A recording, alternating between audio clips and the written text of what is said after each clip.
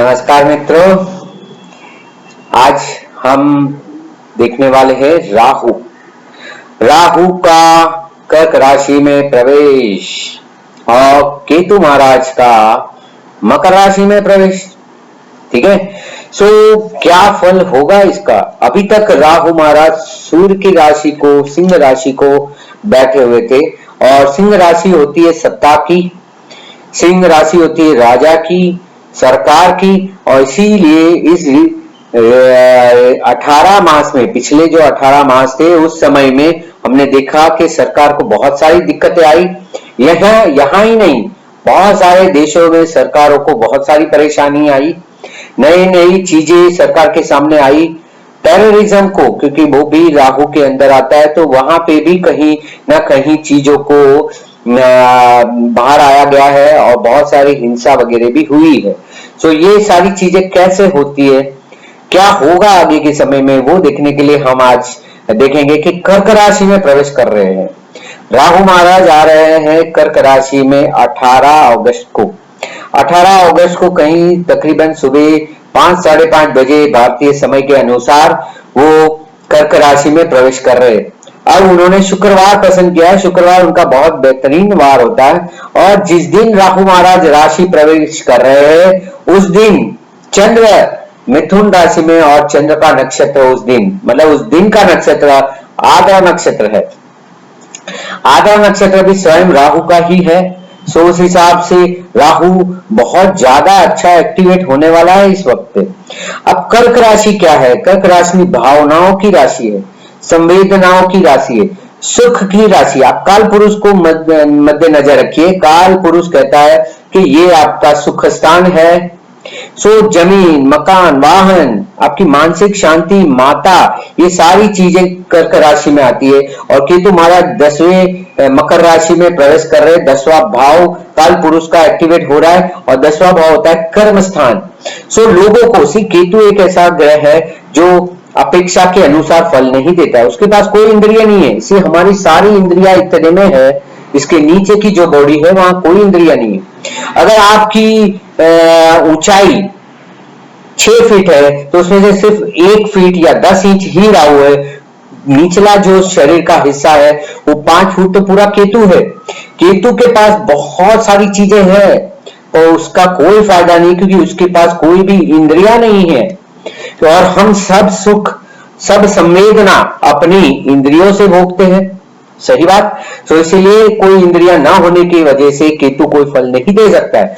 जो लोग कर्मस्थान है, कर्मस्थान में बैठे हुए, राजकारण में बैठे हुए, सत्ता में बैठे हुए, पोजीशन पे, अच्छी बड़ी पोजीशन पे बैठे हुए, जो अभी अपने व्यापार में तब्दीली करना चाहते हैं, जो अपने जॉब में बदलाव लाना चाहते हैं, उनके लिए ये सही वक्त नहीं है। क्योंकि ये आपको कोई अच्छा अनुभव नहीं कराएगा। केतु के पास अनुभूति नहीं है, इंद्रिया नहीं है, तो वो आपको अच्छी अनुभूति नहीं कराएगा। और सामने बैठा हुआ राहु आपके सुख को हल लेगा। ये दोनों वजह से आपको कोई चीजों में बदलाव करना नहीं है। हम देखते जाएंगे। ये तो हमने काल पुरुष की बात की थी, हम एक एक करके देखते जाएंगे। ये 18 अगस्त को आ रहा है 2017 को और रहेगा 9 मार्च 2019 तक। तकरीबन 18 मास का इसका ये भ्रमण रहेगा, जिसमें वो आश्लेषा नक्षत्र में प्रवेश करेगा। आश्लेषा उसका बखूबी बहुत ही अच्छा नक्षत्र होता है। राहु के लिए ये एक बहुत बढ़िया नक्षत्र होता है, आश्लेषा नक्षत्र। और जो केतु महाराज है वो अपने गनिष्ठा नक्षत्र में प्रवेश कर रहे हैं। गनिष्ठा के 2 चरण रहते हैं मकर राशि में। राहु महाराज आश्लेषा में प्रवेश कर रहे हैं। आश्लेषा बुध का है, बुध के साथ उसका बहुत घनिष्ठ नाता है। राहु कन्या राशि अपनी राशि मानता है और मिथुन राशि में वो उच्च का माना जाता है। दोनों ही बुध की राशि है, बुध के साथ उसका बहुत अच्छा व्यवहार है। आप देखिए, चंद्र के 2 वैसे पुत्र है, एक बुध और एक मानस पुत्र राहु। सही है। ये बुध और राहु एक ही माता के संतान है, जो है चंद्र। और चंद्र होता है मन, बुध होता है बुद्धि और राहु होता है सबकॉन्शियस माइंड, अर्ध जागृत मन, बुद्धि अर्ध जागृत मन, ये तीनों का और इस बार ये कॉम्बिनेशन हो रहा है। राहु महाराज अपने मन, अपनी माता की राशि में प्रवेश कर रहे हैं, बहुत बढ़िया उसका समय रहेगा।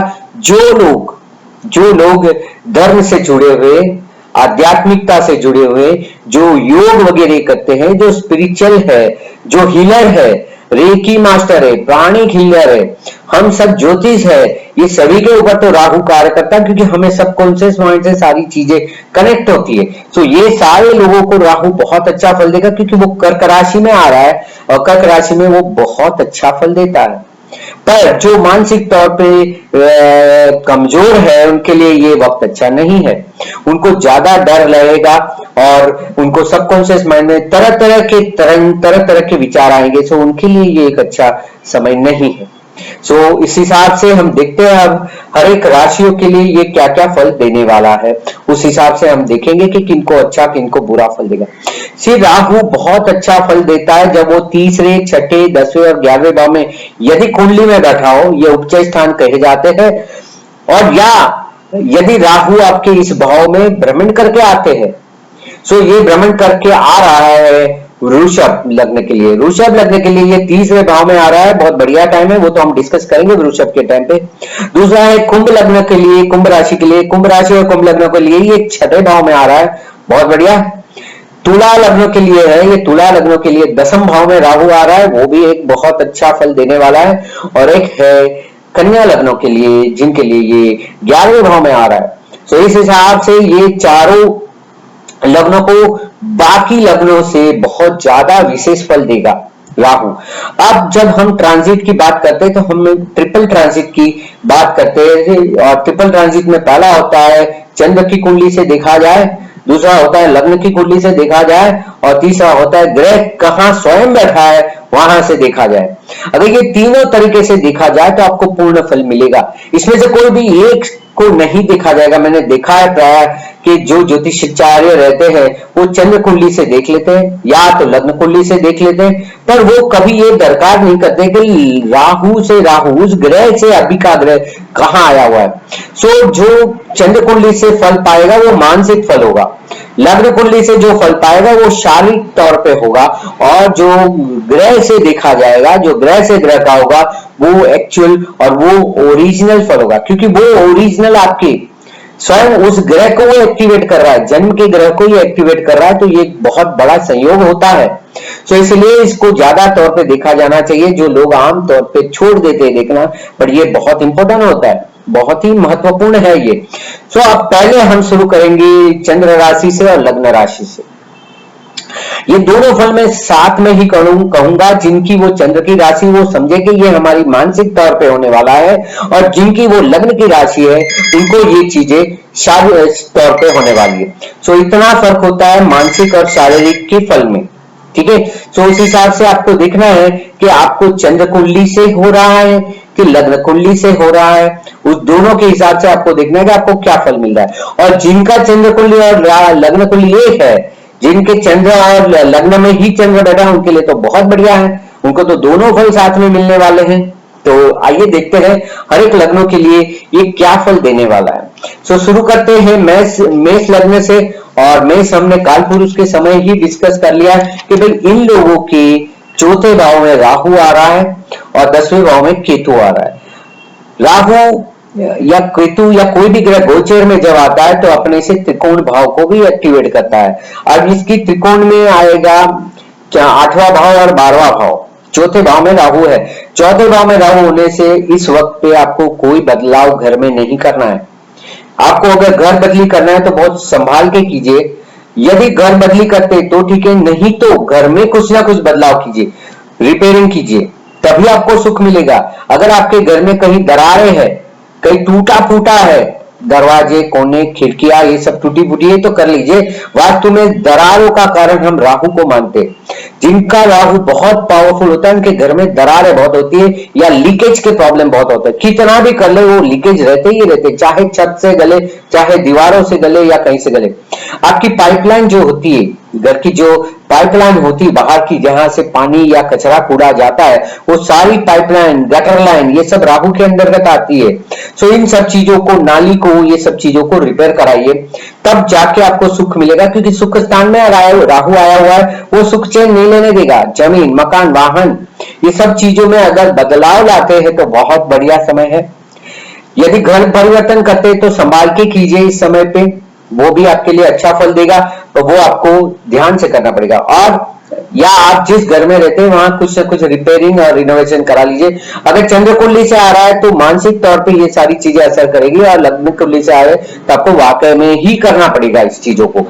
और दसम भाव में केतु आने से, आपके दसम भाव में केतु आने से आपको इस समय पे कार्य में जो चाहिए वो फल नहीं मिलेगा। तो बदली करने की सोच कर रहे तो मत कीजिए। यदि आप सोच रहे कि मैं बदलाव करूं, बिजनेस में कुछ नया चीज करूं, साहस करूं, मत कीजिए। क्योंकि ये केतु आपको रियलाइज नहीं करने देगा, अनुभूति नहीं करने देगा कि क्या आप कर रहे हैं। बढ़ाएगा, वो अच्छा फल भी देगा तो आपको रियलाइज नहीं करने देगा। ये आपके जो बॉस है, जो आपके मालिक है, उनसे भी आपकी दूरी बढ़ाए रखेगा। तो इस वक्त पे यदि आपने जॉब चेंज कर भी दिया, बदलाव लाया, परिवर्तन लाए, तो भी कोई फर्क नहीं पड़ने वाला आपकी स्थिति में, वो वही की वही स्थिति रहने वाली है। तो हो सके तो मत कीजिए, ये आपके लिए अच्छा समय नहीं है। अब बात करते हैं वृषभ लग्नों के लिए। वृषभ का मैंने ऑलरेडी जिक्र कर दिया है कि राहु आपके तीसरे भाव में आ रहा है, बहुत बढ़िया समय है ये। आपके चौथे भाव से अब तीसरे भाव में राहु आ रहा है, तो नए साहस, पराक्रम, ये सब आप कर सकते हैं। राहु को थोड़ा मुक्त कीजिए, करने दीजिए। आपके सबकॉन्शियस माइंड में जो सारी विचार है उसको आने दीजिए। अच्छे सपने देखिए, दिन में अच्छे सपने देखिए और उसके ऊपर अनुकरण कीजिए। बहुत सही वक्त है ये आपके लिए, नया कार्य शुरू करने के लिए, यात्रा मुसाफरी करने के लिए, भाई बहनों से अच्छा संबंध, या अगर विवाद हो चुका है तो उसको निपटने का अच्छा समय है। आस पड़ोस में अच्छे से व्यवहार और संबंध बनाने के लिए और अपनी इच्छाओं को वापस से जागृत करने के लिए ये बहुत सही वक्त है आपके लिए वृषभ लग्न वालों। सो आप कर लीजिए, आपके लिए जो सही लगे, उचित लगे, जो आपकी अंतरात्मा, मन, अंदर आंतरिक मन कहता है, सबकॉन्शियस माइंड कहता है, उसको कर दीजिए। जो अंदर से आवाज आती है, बहुत बढ़िया समय है आपके लिए। सो चाहे वो मन चंद्र की राशि हो या लग्न की राशि हो, सुनिए अपने अंदर की आवाज और कर लीजिए। अब बात करेंगे मिथुन लग्नों के लिए। मिथुन लग्न के लिए दूसरे भाव में आ रहा है राहु, तो ये वक्त अच्छा नहीं है।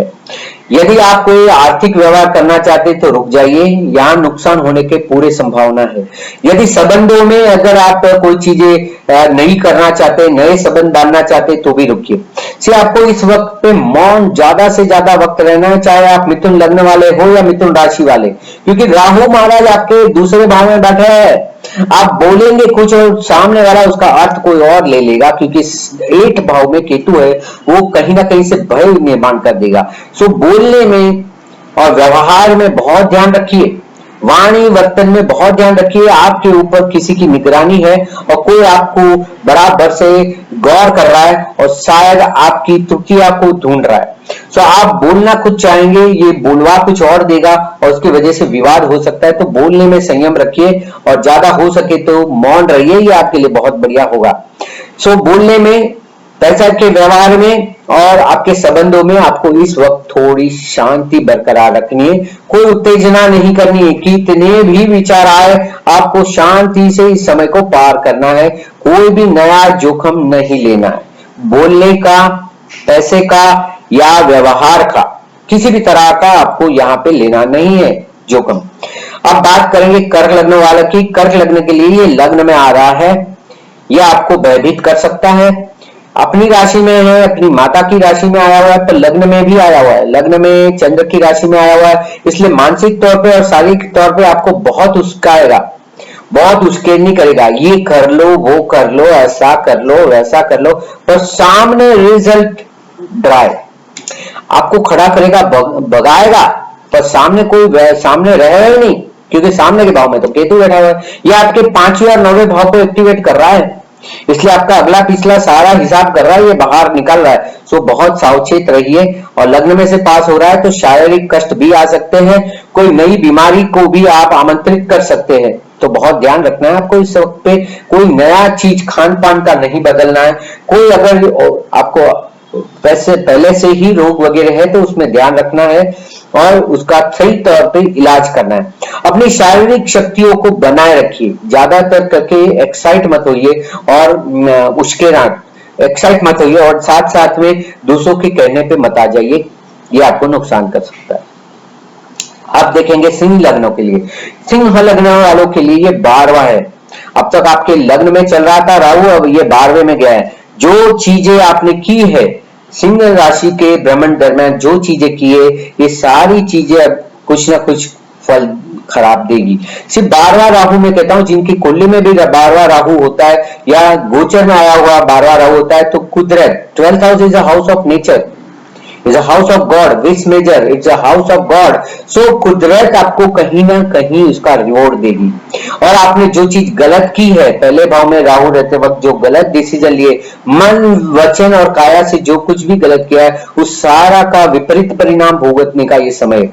सो जो सजा मिलती है, जो व्यय, जो नुकसान होता है, उस सबको थोड़ा कंट्रोल करके रखिए, देखिए, सुनिए और पहचानिए कि कहीं नुकसान तो नहीं हो रहा है, कोई हमारी नुकसान को नहीं कर रहे, पैसे का नुकसान, संबंधों का नुकसान तो नहीं हो रहा है, कहीं कुछ गलत तो नहीं हो रहा है, उसके ऊपर पूरा ध्यान रखना पड़ेगा। छठे भाव में केतु है, आपके शत्रु भी आंतरिक तौर पे बढ़ने लगेंगे। बीमारी भी, ये वायरस है, राहु एक तरह का वायरस भी होता है, तो आपके दिमाग से अभी ये बाहर निकल रहा है, 12वां भाव है तो बाहर निकल रहा है, रिलीज हो रहा है, तो कहीं ना कहीं कोई बीमारी की शक्यता है या कोई बीमारी का इलाज होने का ये वक्त है। 12वां भाव इलाज का भी होता है। सो छठे भाव में ये सब संग्रह करेगा और 12वें भाव में ये निकालेगा।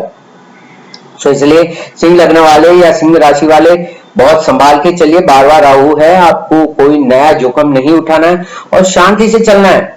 बहुत शांति रखनी पड़ेगी, बहुत धीरज रखना पड़ेगा और ईश्वर के ऊपर, भगवान के ऊपर या कुदरत के ऊपर थोड़ा विश्वास रखना पड़ेगा कि वो जो करेगा वो सही होगा। मैं रेमेडी भी बताऊंगा, उपाय भी हम करेंगे, तो उससे आपको थोड़ी शांति भी रहेगी, तो वैसा नहीं है।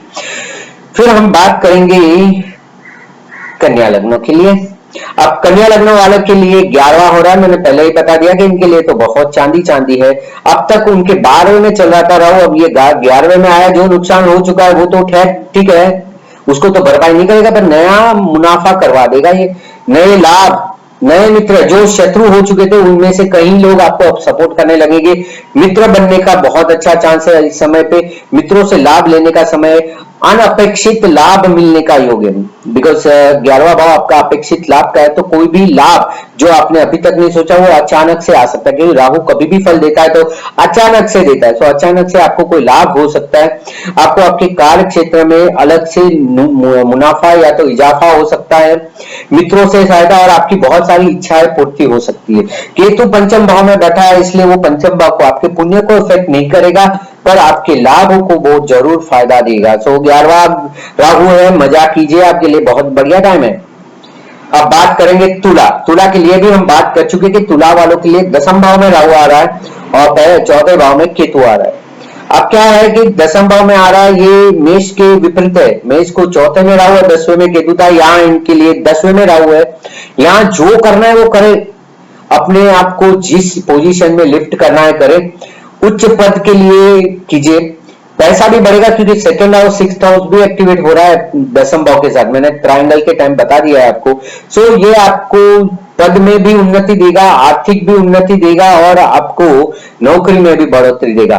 उच्च लोगों के साथ, जो बड़े लोग हैं, जो राजकारण में है, जो सत्ता पे है, जो पोजीशन लेके बैठे हैं, जो आपके बॉस है, लीडर है, उनसे आपका व्यवहार अच्छा करेगा, उनसे अप्रिसिएशन भी पाएंगे आप। ये बहुत अच्छा समय है। जो मन में आए कि ये काम मुझे करना है, कर दीजिए, उसका परिणाम बहुत अच्छा आप भोगेंगे।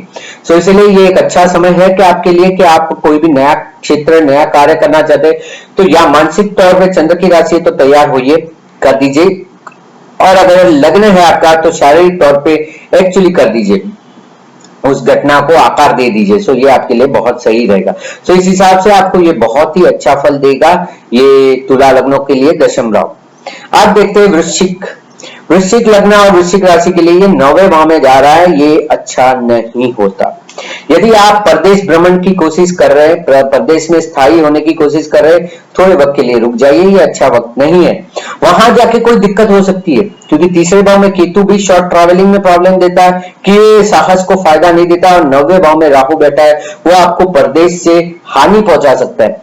अगर आप कोई धर्म का आयोजन कर रहे, कोई बड़ा धार्मिक आयोजन कर रहे या यात्रा कोई कर रहे, तो भी इस वक्त पे संभालिए, कोई न चाही हुई अनचाही मुश्किलें बढ़ सकती है।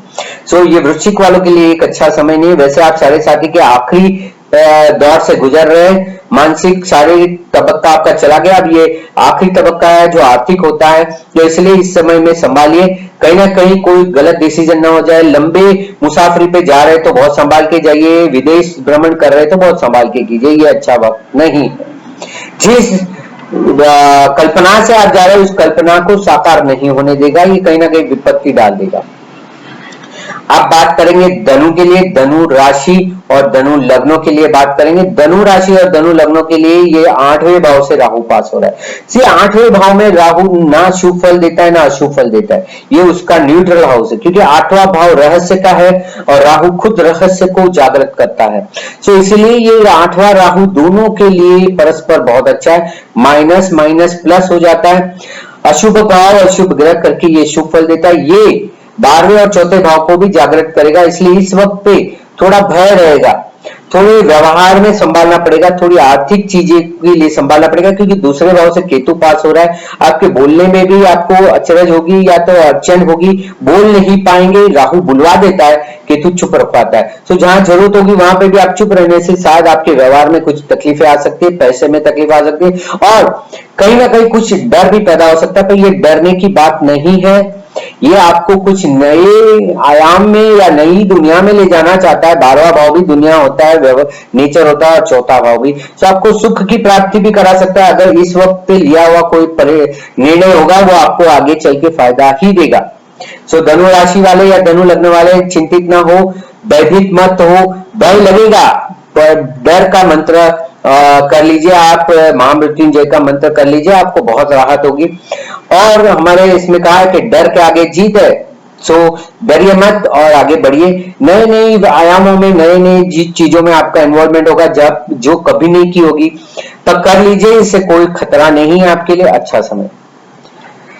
अब बात करेंगे मकर वालों के लिए। मकर लग्नों के लिए ये 7वें भाव में राहु आ रहा है और केतु महाराज स्वयं लग्न में आ रहे हैं, ये अच्छा वक्त नहीं है। आपके 7वें भाव में राहु आ रहा है तो आपके पार्टनर को, आपके जॉइंट वेंचर को, ये सबको भी तकलीफ दे सकता है। आपके लाइफ पार्टनर को, स्पाउस को, आपके बिजनेस पार्टनर में कोई ना कोई तब्दीली ला सकता है, कोई ना कोई तकलीफ आ जाए। और यदि आप कोई बड़ा काम जॉइंट वेंचर में करना चाहते हैं, पार्टनरशिप या जॉइंट वेंचर में, अमालगमेशन में या मर्जर में, तो संभालिए इस वक्त पे, ये अच्छा वक्त नहीं है, क्योंकि वो दिखाएगा कुछ और करेगा कुछ, क्योंकि पहले भाव में केतु है, आपको रियलाइज नहीं होने देगा हो क्या रहा है ये, और 7वें भाव में राहु रहेगा, वो कुछ ना कुछ विपरीत ही फल देगा। सो मकर लग्न वाले आप कुछ नया सोच रहे, यदि शादी भी करना चाहते हैं तो थोड़ा थमल जाइए। राहु लग्न में है तो थोड़ा तकलीफ देगा, पर राहु 7वें भाव में आपसे पास हो रहा है। मकर लग्न वाले अगर शादी करना चाहते हैं, बहुत पूछ परछ ये सब करके कीजिए, क्योंकि यहाँ पे कहीं ना कहीं कोई चीजें छुपी रह जाएगी जो आपको अभी नहीं पता चलेगी, बाद में जब ये राहु उतर जाएगा उस वक्त पता चलेगा कि ये खामी थी, ये चीज नहीं बताई गई थी आपको, और उसकी वजह से कुछ बड़ा तकलीफ या बड़ी परेशानी भी आ सकती है। तो संभालिए अपने आप को, ये अच्छा वक्त नहीं है। सो 7वां राहु आपको चाहे वैसा उपेक्षित फल नहीं देगा, और लग्न में बैठा हुआ केतु भी आपको फल नहीं देगा। ये 3रा और 11वां भाव एक्टिवेट कर रहा है राहु, इसलिए फिजूल के साहस में और लालच और लाभ में मत जाइए, नुकसान हो सकता है, रुक जाइए। अब हम बात करेंगे कुंभ लग्न वाले के लिए। पहले ही हमने बता दिया कि कुंभ लग्नों के लिए ये एक बहुत बढ़िया समय है, क्योंकि 6ठे भाव में उनके राहु आ रहा है।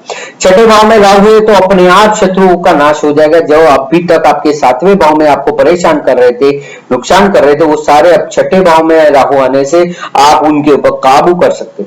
आपके रोग में जो चीजें तकलीफ दे रही थी पहले भाव और 7वें भाव के समय पे, वो सारी चीजें बाहर आ जाएगी, रिपेयर हो जाएगा। आपका कर्ज मुक्ति का समय, इस वक्त पे जितना हो सके उतना पैसा वापस दे दीजिए जिन जिन लोगों से लिया, थोड़ा ही बहुत सही। चाहे थोड़ा कुछ भी दे दो, पर इस वक्त पे दे दो, ये आपके लिए अच्छा रहेगा। आपका अंदर का भय निकल जाएगा। छठे भाव में साहस अच्छा करवाते हैं। नई नौकरी के लिए बहुत अच्छा समय है, नया वातावरण मिलेगा, नई ग्रोथ मिलेगी, क्योंकि यहां से वो दूसरा और 10वां भाव को भी एक्टिवेट कर रहा है, 2, 6, 10। तो इस हिसाब से आपकी नौकरी में, फाइनेंशियल स्थिति में और आपकी पोजीशन में ये बदलाव ला सकता है। 12वें केतु बैठा है, ये आपको नेचर से अनवांटेड हेल्प देते रहेगा, जो आपको रियलाइज नहीं होगा, पर नेचर आपको इस बार सपोर्ट कर रहा है। जो लोग स्पिरिचुअलिटी में है उनके लिए भी ये सही समय है। हीलिंग, स्पिरिचुअलिटी, प्राणिक हीलिंग, ये सब के लिए ये बहुत अच्छा समय है। टैरोट वाले लोगों के लिए भी ये सही समय है, वो ज्यादा से ज्यादा लोगों को इसमें लाभ दे सकते हैं। हम एस्ट्रोलॉजर भी इसी में आते हैं, तो हमारे लिए भी ये अच्छा समय है। जिनका राहु छठे भाव से पास हो रहा है और केतु 10वें भाव से। और आखिर में हम मीन राशि और मीन लग्न की बात करेंगे। मीन राशि और मीन लग्नों के लिए ये पंचम भाव से राहु पार हो रहा है, ये अच्छा वक्त नहीं है। उनको भी पहला और 9वां भाव साथ में एक्टिवेट हो रहा है, इसीलिए इनके लिए अच्छा वक्त नहीं है। यदि उनको संतानों की कोई चिंता है तो ये उनको ज्यादा परेशान कर सकते हैं। संतानों की शादी, संतानों के अभ्यास में इनको ज्यादा से ज्यादा वक्त देना पड़ेगा, तो वो भी इनको तकलीफ देगा। यदि ये कहीं प्रेम संबंध में जुड़े हुए हैं तो यहाँ पे भी प्रेमी से कोई अशुभ घटना होने का या तो प्रेमी से असंतुष्ट होने का ये समय है।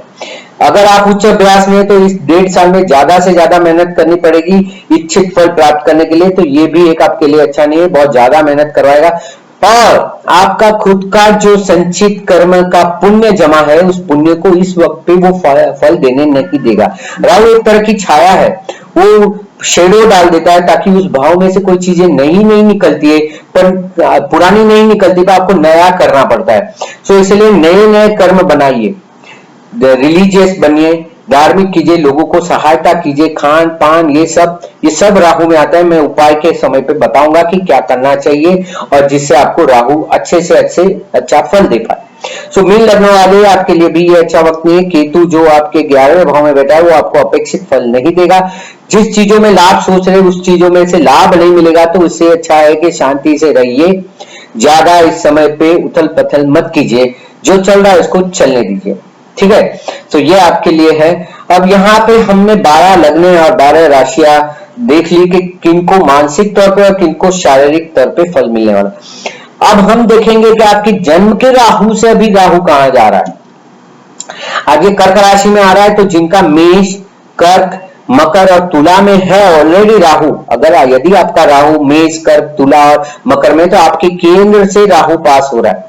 कर्क वालों के लिए तो राहु पे से राहु पास हो रहा है, या वो 18 साल या 36 साल या 54 ईयर के हो रहे, 18, 36, 54 या 72 ईयर्स के हो रहे, तब राहु आपका भ्रमण हो रहा है राहु के ऊपर। सो जिनके राहु से राहु अभी केंद्र में पास हो रहे, उनके लिए ये राहु एक्टिवेट करता है। कोई भी फल आपको जो अपेक्षित है उससे कुछ ज्यादा फल दे सकता है। अब जो आपने काम कर्म किया है, जो कुंडली में वो शुभ फल दे रहा है, तो शुभ फल में बढ़ोतरी होगी। यदि आपकी कुंडली में अशुभ फल दे रहा है, तो अशुभ फल में बढ़ोतरी होगी। सिर्फ वो जन्म के राहु को एक्टिवेट करेगा मतलब कि उसको इंस्टिगेट करेगा, जा दे दे दे, चार्जिंग करेगा। उसकी वजह से वो जो फल देगा राहु आपकी जन्म कुंडली में, उसके हिसाब से आपको इस वक्त पे फल मिलेगा। अच्छा तो अच्छा और बुरा तो बुरा। आज जिनके त्रिकोण से पास हो रहा है, अपने राहु से त्रिकोण में राहु, मतलब कि जिनका वृश्चिक में और मीन राशि में राहु है, उनके त्रिकोण से अभी का राहु पास हो रहा है, इनके लिए भी बहुत अच्छा वक्त है। ये इंस्टिगेट करता है, पर यहाँ पे आप थोड़ा शुभ फल पा सकते हैं। जो आपने पिछले समय में अच्छा कार्य किया है उसमें बढ़ोतरी होने की आशा है, बहुत अच्छा फल मिलने की प्राप्ति है। तो त्रिकोण से पास हो रहा है, तो यहाँ पे कोई अच्छी घटना बनने की संभावना ज्यादा है। तो आप अच्छी चीजों के लिए अपेक्षित रह सकते हैं। अब बात करेंगे तीसरे उपचय स्थानों से, तो वो अच्छे ही फल देता है, पर दूसरे, तीसरे और 11वें से पास हो रहा है। यदि आपकी कुंडली में से राहु दूसरे, तीसरे या 11वें भाव से पास हो रहा है, तो आपके लिए एक बहुत सही वक्त है। जैसे कि कन्या लग्न के लिए मैंने बोला था कि कन्या लग्न के 11वें भाव से पसार हो रहा है, बराबर। सो जिनका कन्या का राहु होगा, जिनका जन्म का राहु कन्या का होगा, उनका तीसरे से, दूसरे से और 11वें से राहु पास हो रहा है, तो उनके लिए ये एक बहुत सही वक्त होगा, उनके लिए बहुत अच्छा फल देगा राहु। सो इसलिए जिनका क्या बोलते हैं कि ये कर्क राशि, मतलब कि ये अभी का जो राहु है, अगर यदि आपका अभी का राहु दूसरे से, मतलब आप मिथुन में है, तो आपके दूसरे भाव से राहु पास हो रहा है। मिथुन वालों के लिए दूसरे भाव से पास हो रहा है, फिर आपके वृषभ वालों के लिए तीसरे भाव से, और जो कन्या है उनके 11वें भाव से पसार हो रहा है। तो अगर आपका राहु वृषभ में, मिथुन में या कन्या में है, तो आपके दूसरे, तीसरे और 11वें भाव से पास हो रहा है राहु, तो यह आपके जन्म के राहु को बहुत अच्छा फल देगा, आपको बहुत अच्छा फल मिलेगा, आप अच्छे फल की अपेक्षा कर सकते हैं। और यदि आपका राहु जन्म का राहु से अभी का राहु 6, 8, 12 से पास हो रहा है, 6 को छोड़ दीजिए क्योंकि 6 को वो अच्छा फल देता है। जन्म के राहु से गोचर का राहु छठा आया हुआ है तो अच्छा फल मिलेगा, पर यदि 8वां और 12वां आया तो ये अच्छा वक्त नहीं है आपके लिए, ये थोड़ा अशुभ समय है, कहीं ना कहीं कोई विपरीत या अशुभ संयोग होने के आसार है। सो आपको इस समय पे बहुत शांति से, धैर्य से करना पड़ेगा। अकस्मात, दुर्घटना, नुकसान, बंधन, ये सारी चीजें भी ये राहु इंस्टिगेट कर सकता है, और जन्म के राहु को ये विपरीत फल देने के लिए प्रेरित कर सकता है। सो इसलिए आप शांति बनाए रखिए, इस समय पे आपको कुछ भी नया कार्य नहीं करना है। यदि आपके जन्म के राहु से अभी गोचर का राहु छठा और 8वां आया है तो ठीक है, 8वां और 12वां आया है तो अब आ ही गया है राहु, तो अब करे क्या इसका फल शुभ पाने के लिए या अशुभ फल कम करने के लिए। सी राहु बहुत अच्छा ग्रह है, तुरंत मान लेता है। आप थोड़ा सा भी राहु के लिए उपाय कर लो, वो खुश हो जाएगा। बहुत सारे लोग बहुत सारी रेमेडी देते हैं, ये करो वो करो, बट राहु का मंत्र कीजिए, ये सबसे बढ़िया होता है। हम राहवे नमः, शिव जी की उपासना कीजिए। शिव उनके अधिष्ट देव है सर्प का, क्योंकि सर्प को वो धारण करते हैं, वश में किया हुआ है। तो शिव जी का पंचाक्षर मंत्र ओम नमः शिवाय कीजिए, राहु का मंत्र कीजिए, महामृत्युंजय का मंत्र कीजिए। से आप खुद स्वयं नहीं कर सकते तो कैसेट लगा दीजिए, वो कंटिन्यू चलती रहेगी, आपको भी उसका ऑरा मिलता रहेगा। सो राहु का मंत्र ओम नमः शिवाय या तो महामृत्युंजय के जप कीजिए। हो सके उतनी ज्यादा से ज्यादा वक्त शिव मंदिर में गुजारिए, शिव मंदिर में रोज जाइए, शिवलिंग को स्पर्श कीजिए, वहां की ओराओं को अपने अंदर लाइए, या आप दरगाह में भी जा सकते हैं, दरगाह भी उसकी ही जगह है, वहां पे भी राहु खींच लेता है अपनी एनर्जी को, वो ज्यादा से ज्यादा बढ़ाता है। तो दरगाह भी अच्छी जगह है। जो हमारे घर पे काम करते हैं, जो स्वीपर होते हैं, जो कोबलर होते हैं, या तो जो जैसे वैसे नहीं बोलना चाहिए नीच वर्ण, पर जो नीची जाति के है, या उनको ज्यादा से ज्यादा बेनिफिट दीजिए। जो स्वीपर वगैरह कास्ट में आते उनको ज्यादा से ज्यादा खुश कीजिए, ये भी एक बहुत बढ़िया समय होता है। राहु ज्ञाति का कारक है, और जो नीचली ज्ञातियों के है उनको ज्यादा से ज्यादा पुण्य कीजिए। मुस्लिम जो लोग हैं, जो दरगाह के बाहर बैठे होते हैं, उनको लाभ दीजिए। ये सारी चीजों से आपका राहु प्रसन्न होगा।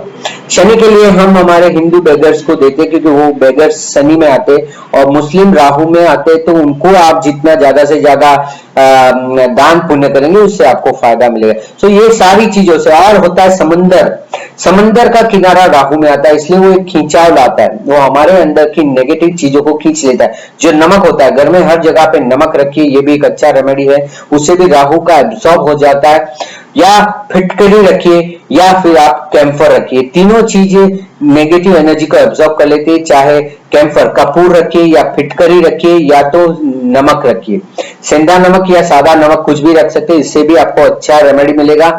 और समुद्र किनारे जाइए, जब ऐसा डिप्रेस लगते हैं, जब अपने आप को परेशान पाते, जाइए समुद्र किनारे, वो आपकी सारी ऊर्जा को, नेगेटिव एनर्जी को खींच लेगा। सो समुद्र को भी आप जा सकते हैं। और जो ब्राउन कोकोनट आता है, जो हम नॉर्मली भगवान को ऑफर करते हैं, भगवान को तोड़ के जो देते हैं, सो वो ब्राउन कोकोनट, अक्खा से अक्खा सच्चा ब्राउन कोकोनट, हरा नहीं, हरा तो हम पीते हैं पानी, ये ब्राउन जो कोकोनट होता है वो आप मंदिर में जाके दे सकते हैं। या 42 दिन तक, ये लाल किताब का प्रयोग है। या आप अपने वजन के अनुसार, तुला भार जिसे कहते हैं, अपने वजन के हिसाब से, जब राहु प्रवेश कर रहा है तब आप अपने वजन के अनुसार मंदिरों में या गरीबों में ये नारियल बांट सकते हैं, ये भी राहु के अंदर आता है। काले तिल, सफेद तिल भी दे सकते, तो आजकल कोई लेता नहीं है, या उसका लड्डू बना के बांटिए, वो भी इसी में आता है। सो ये सारी चीजें करने से राहु थोड़ा प्रसन्न होता है। उसके लिए थोड़ा सा भी कर लो तो वो खुश हो जाता है। सो बढ़िया है कि आप उसके लिए जितना रेमेडी करेंगे इस दौरान, तो आपका पुण्य भी बढ़ेगा और साथ साथ में आपको राहु से लाभ भी होगा। सो मैं मानता हूं कि आपको इससे जरूर लाभ होगा और आप ज्यादा से ज्यादा राहु का लाभ ले पाए, इसलिए मैंने ये वीडियो बनाया। सो यहाँ पे हम अपने चर्चा को सीमित करते हैं और आप सब व्यूअर से प्रार्थना करते हैं कि आपको ये अच्छा लगा होगा। ज्यादा से ज्यादा लोगों को ये शेयर कीजिए ताकि बहुत सारे लोग इसका लाभ ले सके, और लाइक कीजिए मेरे वीडियो को, शेयर कीजिए। और अगर यदि आपको कोई समस्या है या कंसल्टेशन चाहिए, मार्गदर्शन चाहिए, तो मेरा ईमेल लिखा हुआ है dmastrology1@gmail.com, या मेरा फेसबुक पेज है, वहां पे भी राहु के लिए मैंने बहुत सारी चीजें पोस्ट की है। डीएम एस्ट्रोलॉजी करके आप सर्च कीजिए फेसबुक में, वहां पेज है, वहां पे भी बहुत सारे आर्टिकल है पड़े हुए। सो जिनकी राहु की दशा होगी उनको ये डबल बेनिफिट है, राहु की दशा भी चल रही है और राहु का गोचर भी अच्छे से चल रहा है, तो ये आपके लिए लाभ है। दशा गोचर का समन्वय करके आपको अच्छा फायदा मिल सकता है। सो राहु दशा का वीडियो भी मैंने किया हुआ है, आप राहु दशा की वीडियो को भी देख सकते हैं। राहु के लिए भी मैंने वीडियो किए, वो भी आप देख सकते हैं कि राहु कैसे फल देता है। सो इसके साथ ये वीडियो को हम यहाँ पे ही विराम देते हैं। आशा करता हूं कि आपको ये वीडियो हिंदी में अच्छा लगा होगा और सराहनीय होगा। सो नमस्ते, ओम राहवे नमः।